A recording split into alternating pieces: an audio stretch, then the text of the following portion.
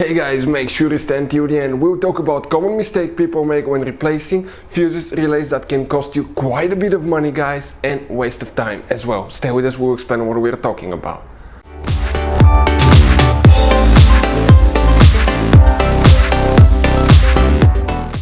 Hey guys, welcome back to Auto Repair, guys. Thank you guys for watching and subscribing to the channel. Today will be super helpful video to any of you having a BMW, guys, 5 Series generation E60 E61. This is, guys, the 5 Series BMW from year 2003 to year 2010. If you guys have one of those, you need to find where the fuse, guys, for the heater fan is located, which fuse you need to check, where you can buy cheap fuses, parts, tools at a good price, quick shipping, that way you do not waste your money, why it's important to test fuses and relays. All that will be covered absolutely free for your convenience, guys. Make sure you stay until the end. So before we start, let me tell you a little bit about us, guys.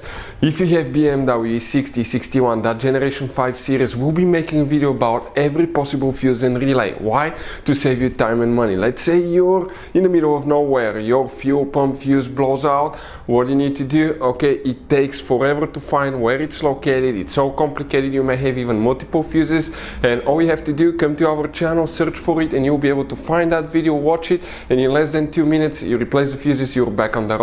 Something else, guys, every single car we get here at the garage, we try to make, guys, at least 200 to 300 free repair videos. We take them completely apart, we show you guys how to fix pretty much anything, engines, transmissions. Why we do that? Because our mission in the shop is to save you money, guys. We have more than 11,000 videos on our channels that can save you quite a bit of money. Now, if you guys need to buy parts, tools for your BMW or any car, we'll share the link in the description of the video below where you can get them from at a really good price, quick shipping, that way you do not waste your money. And if you need to buy cheap fuses, relays, anything for your BMW, links will be shared as well. So let's continue now. So what we have here specifically, we're going to demonstrate on a 2000, guys, and 8 BMW 5 Series. Even if you have the earlier models before the facelift, it will work as well. So what we need to check here, you will have, guys, in this car up to 3 different fuse boxes. We'll be working in just one of them. It's easy to get to. You go on the passenger side, open your glove box.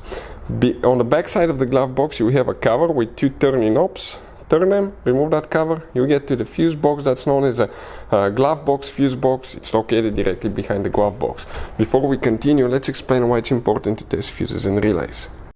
So it is super important, guys, to always test fuses and relays, and something else as well, common mistakes people make. Sometimes you may think that a fuse is good, or you cannot actually see if the fuse is clearly burned, and in that case, guys, you may put the fuse back together, and you may end up spending money and time on parts you don't need, and all we had to do is just test the fuse. So we'll put a link in the description of the video below how to test the fuse. It takes only a few seconds to find out for sure if it's good or bad.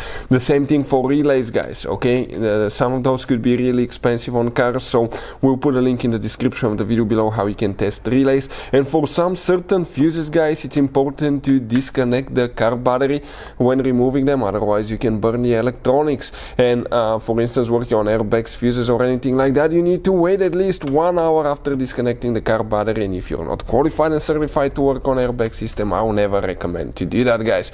But when disconnecting the car battery, guys, okay, common mistake people make, it's important to know which battery terminal you reconnect first. If you do it the wrong way, you can burn electronics modules. How we know about that? We burn before the traction control module on BMW that cost us $2,000, guys. So we'll put a link in the description of the video below which battery terminal to disconnect first. Check it out for your convenience.